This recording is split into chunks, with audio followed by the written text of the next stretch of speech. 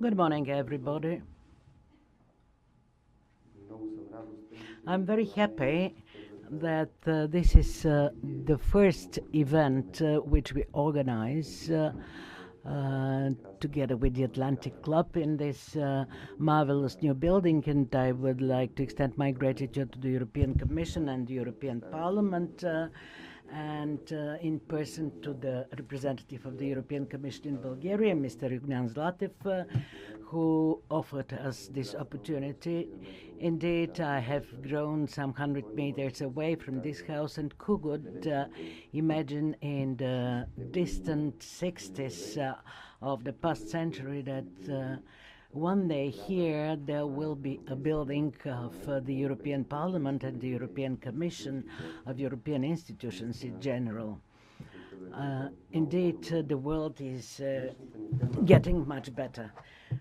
Our topic of today is a very exciting one. The conference is being organized together with the Bulgarian Forum for Security, Mr. Rudan Buzilov on my right-hand side, with the Institute for Cultural Diplomacy in Berlin, and which is represented by Elvira, who is taking pictures, who is videoing the conference, and their partners. This institute is a partner of the Atlantic Club, and the topic which brought us together is more than exciting. Women building peace. What do they do? Why it matters? Women building peace. What they do? Why it matters? I have to especially thank the NATO for the support we got. I'm very pleased that, when we speak about women in security, of course, it would not be just the two with Mr. Buzilov. It's in the presence of Lieutenant Colonel Miteva, who is the president of the Bulgarian Armed Forces Women Association. And I have the pleasure to announce a nice change in the program. After the first panel closes, the speakers will be joined by the Lady Ambassador of Egypt, who is a very big expert on the topic. She's sitting on the first row. She's among us. And for me, it will be very big honor to present someone who's coming for the first time, the newly accredited Lady Ambassador of Croatia. Welcome, Madam Maslen. When we met for the first time with her, we told her that maybe the Atlantic Club is one of the rare organizations which were hosting twice an actual president, and it was Stepe Masic who spoke in front of the Atlantic Club while he was president two times. The topic of women in security has always been extremely inspiring and stirring the imagination for both writers and any creative people. One would think that along with the beauty of Venus described in Greek mythology, it's always accompanied by the strength and strictness of Athena Pallada. Of course, women had played different roles in security. Even the role of beautiful Alana in the War of Troya played a specific role in security. And I thought that even the more civilized version of Athena Pallada, the goddess of Diana, the goddess of hunting, is as well a woman. In today's world, women are more connected with pacifistic movements, but I will not forget the day 2nd April 2004 when we had to raised a Bulgarian flag at the headquarters of NATO. A young girl, a surgeon at that time, a sergeant in uniform, was hoisting the flag, which is still there and which is very proudly standing there in front of the headquarters of NATO. And maybe recently one of the brightest example of unforgettable involvement of women in issues of war, of peace and security was the leadership of Margaret Thatcher during the Falkland crisis, when MPs asked her. She would be remembered by the world with famous phrases. And when British MPs asked her, "What are you going to do there? Are you going to protect the penguins?" She answered, "Gentlemen, these are anyway British penguins." So this is something which is could honor any politician or any statesman knowing how to defend national interests. Margaret Thatcher as well is the author of a consecutive version of a statement being in circulation in the issues of security about war and diplomacy. As she says, diplomacy without arms is like an orchestra without musical instruments. It's true that for a few years in NATO, the topic for the involvement of women is a priority issue, and the involvement of women in security. And this is a part of the overall policy of political correctness among genders. So we should not be surprised at all that NATO took this leadership, and even a special function has been assigned within NATO. It was a Norwegian diplomat was appointed there, and she's connected with the role of women in security. Since the time when Mr. Buzilov was the chief of cabinet of the Minister of Defense, this topic has become a priority topic. But I will not broach into his territory because I'm sure he will tell us something more. So with these few words, I would like to give, to transfer to him the opportunity of opening the conference and to tell you that the chief host from our side is Maria Sapunjiva. Is Maria here? Maria is outside. Oh, there is Maria coming. So you have to know that for everything happening here, the chief of headquarters of the conference and the brain behind the conference is Maria. So you can address her on working matters as well. I would like especially to greet Mrs. Sveta Markova, who is among us, who was until recently chairperson of the State Commission for Information Security. Mr. Buzilov, you have the floor. Thank you, Solomon, Your Excellencies, dear ladies and gentlemen, and me as a representative of the Bulgarian Security Forum.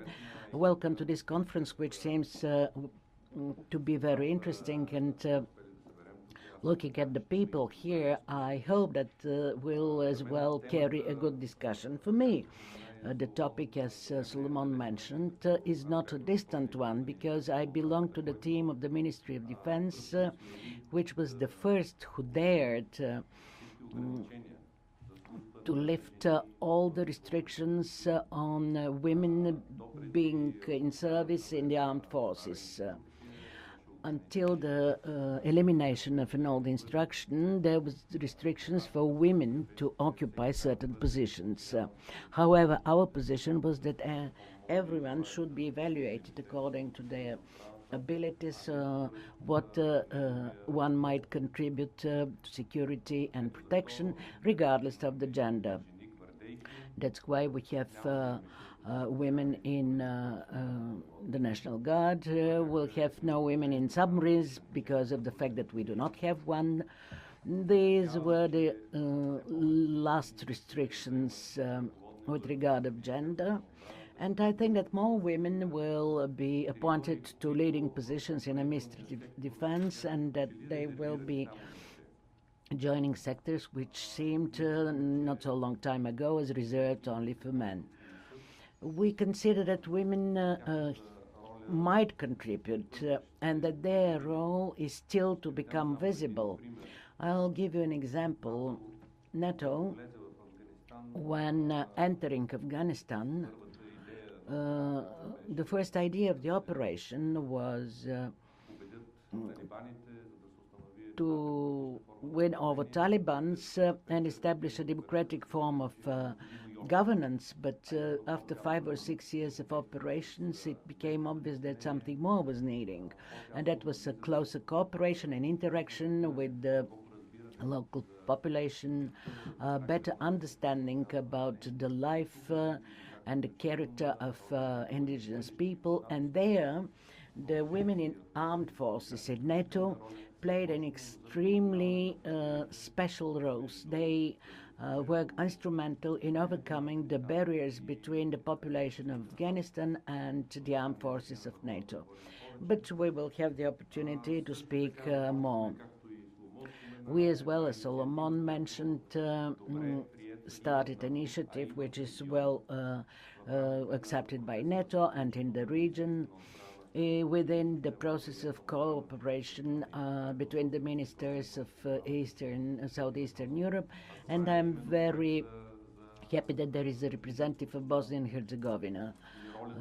And this is in the sphere of the role of women in security and defense.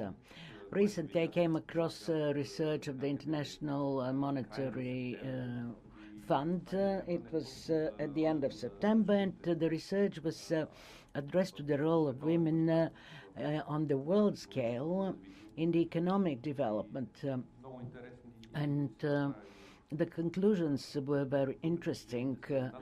Despite the fact that women are over 50% of world population, their role in economy is still undermined, and they're still not taking the place they should. The study indicates that about 4% of the leaders in world corporations are women, only a mere 4%. And if, according to this study, the role of women changes in, let's say, Japan, and an opportunity be given to women to work more, this will provide to Japan between 6 and 7% annual economic growth. Well, Japan will take care of itself, but I think that Bulgaria is more important for us. And Bulgaria actually is an interesting case. But anyway, the conclusion, which is a global one, is that the role of women has to be enhanced. It should be more visible, both in economy and I will add in security and defense. I hope that soon we have women generals, women ministers.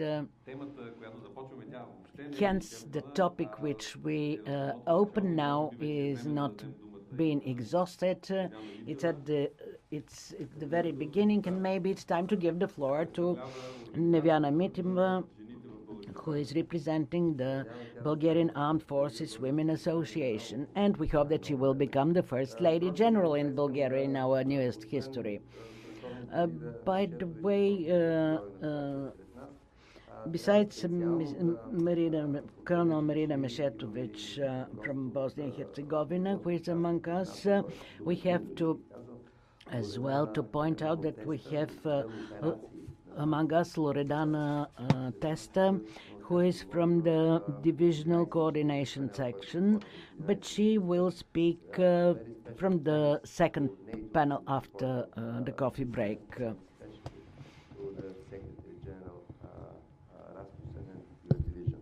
Thank you, Madam.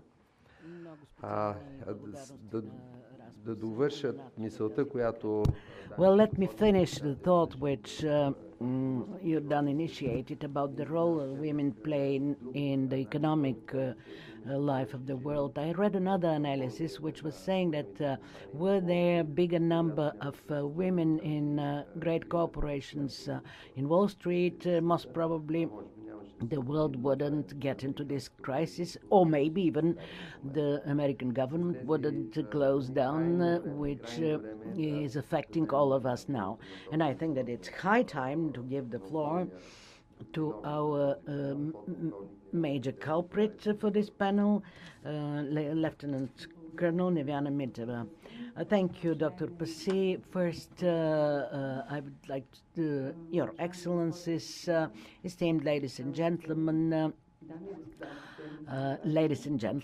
officers, army officers, I would like first to use this opportunity to especially thank the chairman of the Atlantic Club for hosting this international conference because each event related to the implementation of the whole package of resolutions of the Security Council of the UN is a very good occasion to raise these issues, to discuss and debate them, because these are not only topics which are proper to women, these are adhering to security and defense issues. As well, I use this opportunity to thank NATO for the support in the organization of this event, to the Sofia Security Forum, because of the fact that whenever we address them, they have always reacted in a proper manner, commensurate with the seriousness of our issues, as well as to the Institute for Cultural Diplomacy, because they support the event and the organization of this conference. I play a very special role. I'm president of the Managing Council of the Women in the Army, but at the same time, wearing this uniform, I'm representative of the Ministry of Defense, and here is the place to share with you that the Minister of Defense personally authorized me to convey his greetings, regards, and wishes for success. We all know that Wednesday is a day for Council of Ministers meeting. That's why I would like first to start with what is the Ministry of Defense doing in the sphere of these policies and practices and their continuation. Of course, I'm referring to our sphere.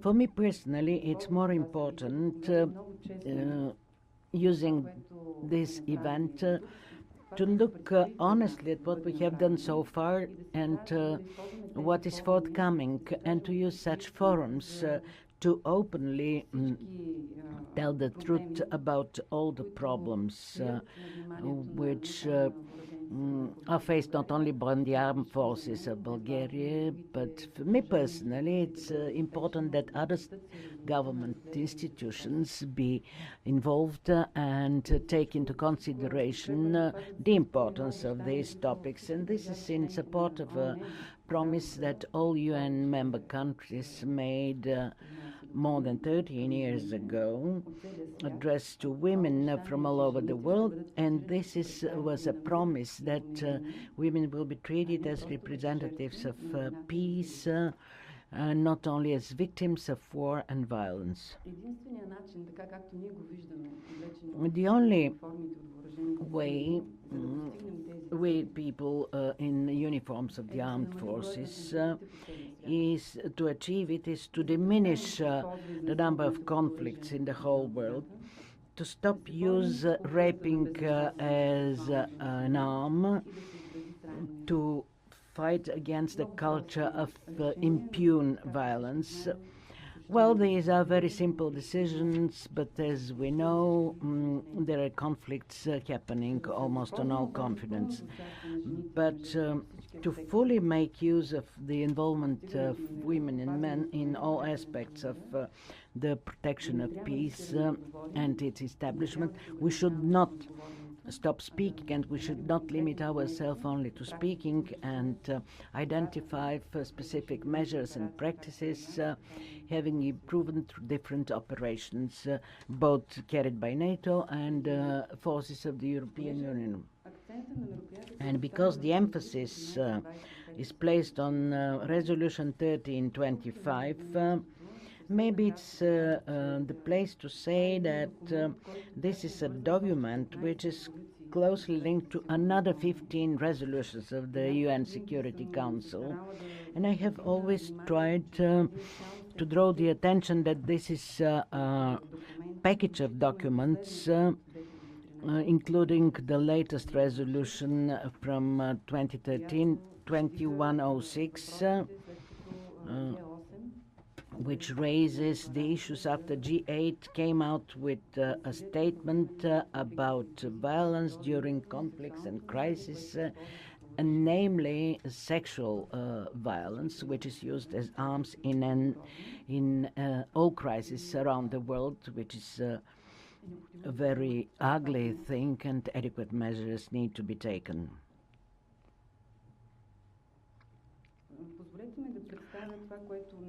I would like as well, with your permission, to briefly present what the Ministry of Defense has achieved so far in its wish to promote and implement these policies, both in institutions, the ministry and the structures which are directly subordinate to them, as well as the Bulgarian army, respectively. Unfortunately, we still are facing the lack of understanding, but I can kid here, I can joke that women should not be understood, they should be loved, as Oscar Wilde said. But in the security sector, we have to have a much more serious and deep outlook on these topics. I will again deviate. It is a privilege for me to sit next to Dr. Passy and Mr. Bujil, because any time I had the occasion to informally speak with them, I've always met with understanding that in presenting those topics, they have never neglected me as a girl who is wearing a uniform and saying things which lack sense. No, I've always met with understanding, and this understanding led to the creation of this non-governmental organization, the Association of Women in the Armed Forces, which had the goal to draw the attention of the Ministry of Defense to these issues. And what the Ministry of Defense has done through various phases of its existence, pushed by this association, is a very good realization of all those institutional policies and practices. That is why I believe that people sitting next to me will agree that thanks to our common efforts, the results have been achieved. Of course, there is still to be wished, but I would like to briefly introduce you to what happened in the ministry.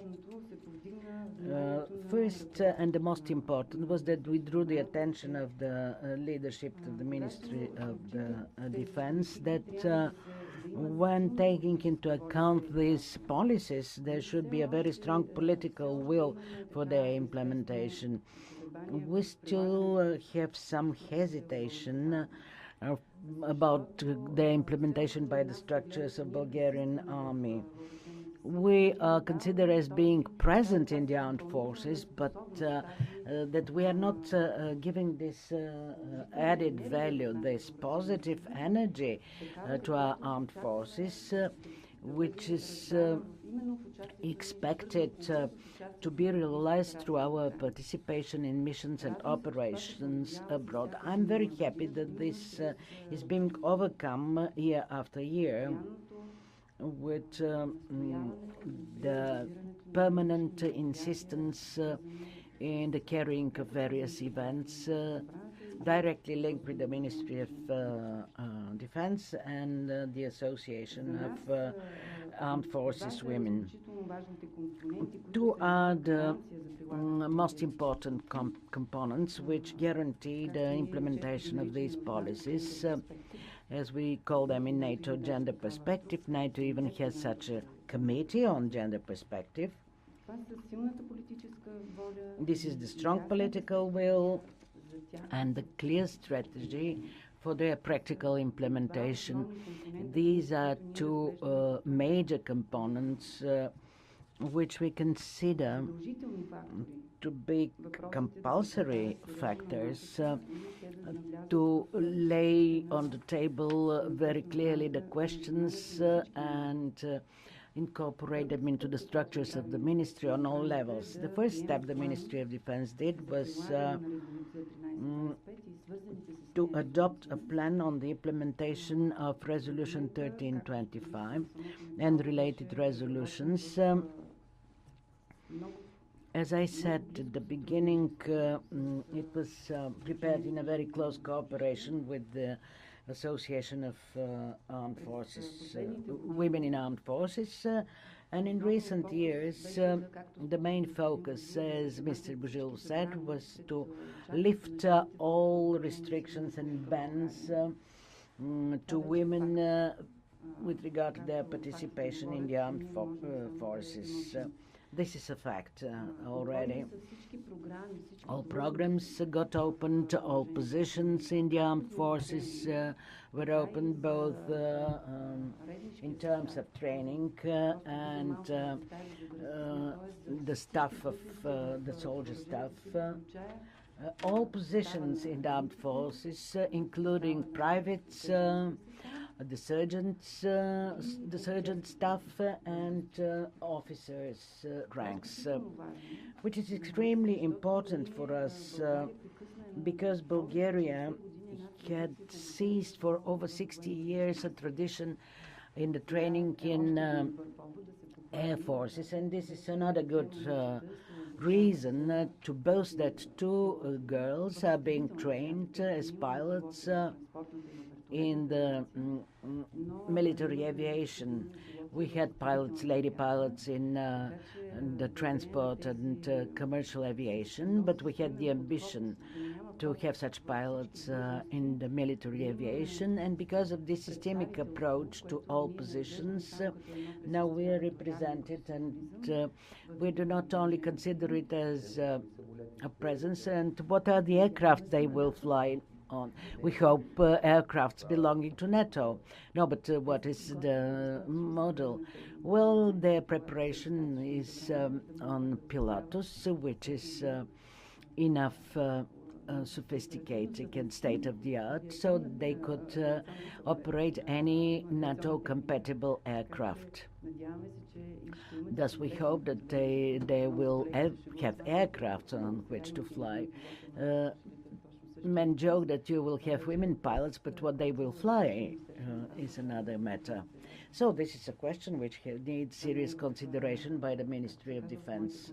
It's not in the sphere of my competence, and I cannot but draw the attention to the fact that what we do in the Ministry of Defense is following the approach of NATO, which all this gravity on how to change things and how NATO to become more efficient and effective in their missions and operations. Bulgaria is endeavoring to transfer this information on an adequate enough level to our armed forces.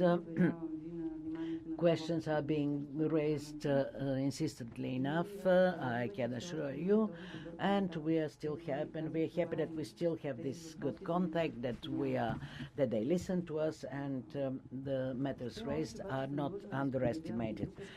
However, I still have to tell you that any occasion for discussion in our society and bringing these questions to the attention of state institutions and NGOs, we are still facing an attitude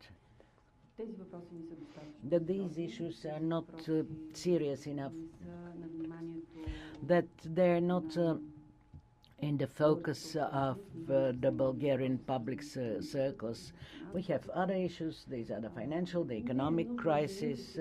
It's not necessary now to speak about women and to deal to where they're involved in the defense and security sector. But believe me, this is very important because this leads to the building of new, adequate, flexible abilities of the armed forces. And it's namely women which give this face and this good and this efficient percentage which is improving the efficiency of armed forces in Bulgaria, both in the country and abroad. This is an extremely important issue because it improves the efficiency of the NATO forces. I'd like to stop here. There is much more to say. No, you shouldn't limit yourself in time because you are the first speaker in the next panel, so you can just keep on speaking. You are the first speaker of the first panel of the first session, so you will just continue on. I asked about the aircraft because I had the opportunity to fly on an R-16, and I wondered whether our new lady pilots will be able to fly such aircraft. So let us move on to the first